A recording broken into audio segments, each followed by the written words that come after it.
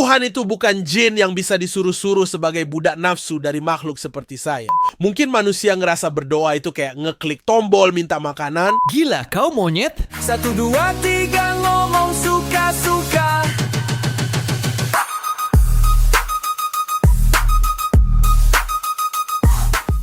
Halo semuanya, selamat datang kembali di podcast paling absurd ini, bareng aku babi paling kece dari seluruh peternakan dunia. Sebelum makin serius, kita kenalan dulu sama dua hewan paling berisik yang berhasil saya jebak ke studio hari ini. Halo brosis, mas bak abang teteh. Saya monyet, spesialis pemanjat segala pohon yang suka mikirin keanehan spesies yang sering disebut sebagai manusia. Anjing di sini, pecinta manusia sejati. Sekaligus penjaga mindset spesies manusia yang penuh kesakralan dan keajaiban di timeline universe ini. Hada. Baru opening udah siap ribut. Mari kita mulai terlebih dahulu dengan cerita lucu sedikit. Jadi gini, waktu kecil, aku pernah doa panjang lebar. Minta hujan truffle, makanan kesukaan aku. Aku nungguin sambil guling-guling di lumpur berhari-hari. Yang turun malah hujan deras sama petir. Nggak ada truffle sebiji pun. Apa jangan-jangan aku salah baca doa ya? Wih, serius kau babi? Kalau aku dulu malah doa supaya dikasih 1000 pisang, yang datang malah 1000 kutu dan bala tentaranya.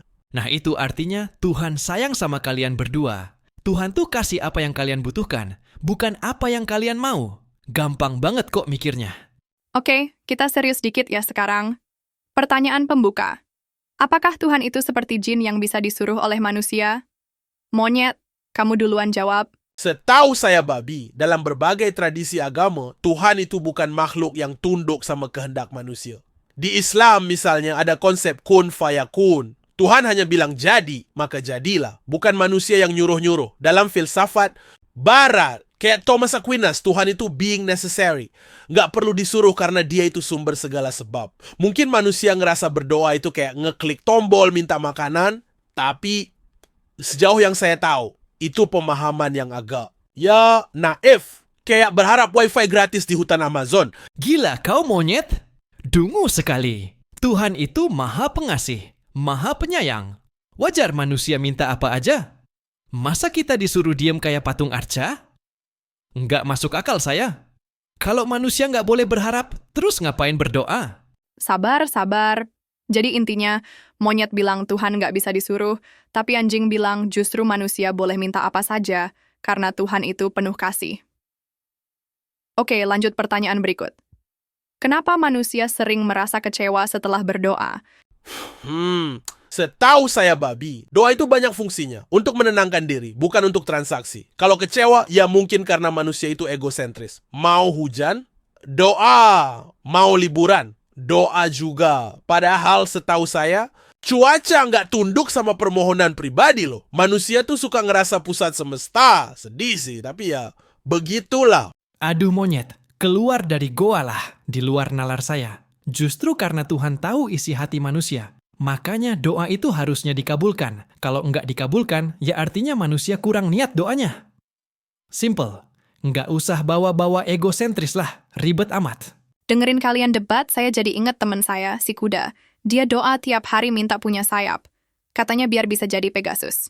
3 tahun kemudian, yang tumbuh malah bulu ketiak, bukan sayap. Ya iyalah, namanya juga ngarep kayak bocah. Bukan begitu monyet, itu karena Tuhan tahu. Kalau dia terbang, dia bakal tabrakan sama pesawat. Oke, kita masuk lebih dalam. Apakah bentuk ketaatan berarti tidak mempertanyakan kehendak Tuhan? Apa pendapatmu monyet?